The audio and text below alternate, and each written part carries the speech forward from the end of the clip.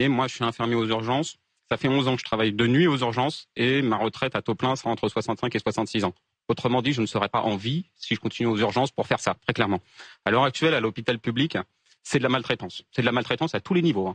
Les professionnels sont maltraités, les patients finissent par devenir maltraités aussi. Aujourd'hui, vous disiez tout à l'heure l'intérêt de la grève. Si on avait les capacités, et je remercie les camarades de la CGT et de la SNCF, si on avait les capacités de bloquer nos hôpitaux, aujourd'hui les gens ne mourraient pas dans les brancards. Aujourd'hui, pour défendre ça, on est obligé de tous se mettre en arrêt maladie pour dire stop. Parce que ça devient intolérable ce qui est en train de se passer. Et le problème, c'est pas l'hôpital, c'est le gouvernement qui ne nous écoute pas. Ça fait 4 ans avec le collectif Interurgence qu'on demande les mêmes choses. Plus de personnel, plus de salaire, plus de lits. À aucun moment le gouvernement n'a ouvert des lits. Et on était 1 an avant la pandémie. Ils sont totalement responsables de ce qui s'est passé pendant cette pandémie. On a eu une chance extraordinaire, un mouvement médical 1 an avant une pandémie qui est historique en France. Ça fait depuis des années 80 qu'on n'avait pas vu ça. Leur réponse a été tellement insuffisante qu'on a été dans la même panade que tous les autres pays européens, qui eux n'avaient pas eu de mouvement pour la santé. C'est vous dire s'ils n'ont pas du tout répondu à la question qu'on leur avait posée. Donc aujourd'hui, j'attends plus rien de ce gouvernement.